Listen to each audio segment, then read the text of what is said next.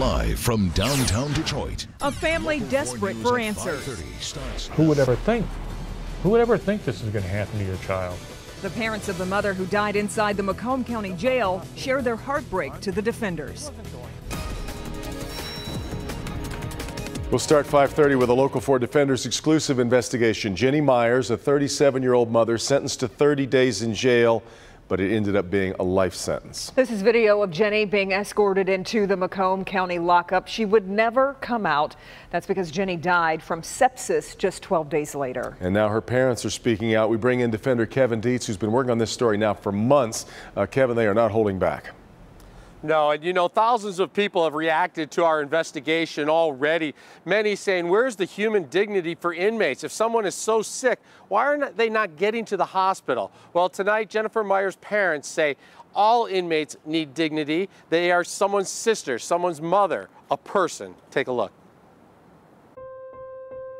Jennifer Myers almost didn't make it into this world. Born premature, 3 pounds 5½ ounces. She barely survived. People were running around. They were hollering on the PA, Dr. Ramey, emergency. She was a fighter.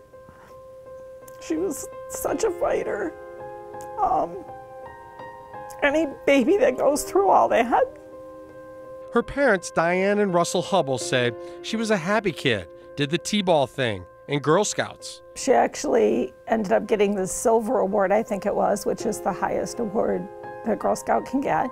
She got married, had kids, but a back problem turned into a prescription pill problem, and eventually heroin. She was divorced, and it was best for the kids that the father have custody. It's horrible. It is. It's devastating. It destroyed her. Jennifer Meyer was soon behind on child support payments. It was a child support sweep. They're very proud of that in Macomb County, how they sweep people up for child support and incarcerate them. When she was sentenced to 30 days in jail for non-payment, there was actually a sense of relief. Well, you just think, good, I know where she is. I don't have to worry about her. That she is safe, she'll be fed, she'll be taken care of. If she gets sick, she'll have medical care. Then, a knock on the door. Their daughter was dead from acute sepsis. A virus made her very sick.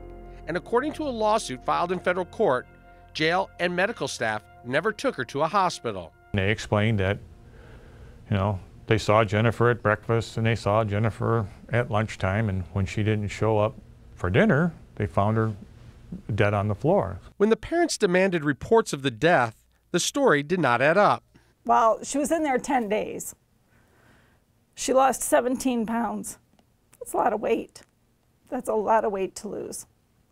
The last 4 or 5 days, she was sick and progressively got worse. Many inmates have come forward. The death occurred July 7, 2013, but this video has just surfaced as part of the lawsuit and was obtained by the defenders. It shows the scene following her death and interviews with witnesses. Other inmates who say Jenny grew sicker each day, sweating profusely with a foul smell. She was literally laying in bed, cuddled up like this, you know, like not even able to move. They claim she was asking for medical help for days. She just hasn't been feeling well.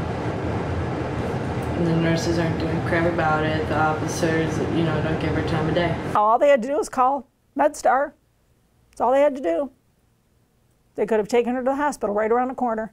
The Hubbles thought Jennifer would be safe in jail. They do not understand why she was allowed to slowly deteriorate into death, why medical staff did not do more to save her. If the inmates knew she was sick, that certainly any deputy that was working during any of that time should have recognized the fact that she was sick. And nobody did anything. How in this day and age, in a country as advanced as America, a person can slowly die over a period of several days in front of medical staff, guards, and other inmates. Who would ever think? Who would ever think this is going to happen to your child? The Hubbles know their daughter wasn't perfect, but believe she deserved the human dignity of a trip to the hospital.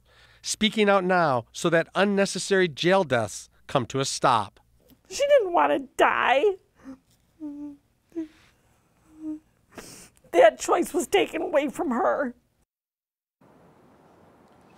Jennifer Myers' parents have become friends with the parents of David Stojewski, who died in a similar fashion in the Macomb County Jail in 2014. The two families meet up on a regular basis in front of the jail for informational pickets that are inviting the public to come to the next one, which is on December the 3rd.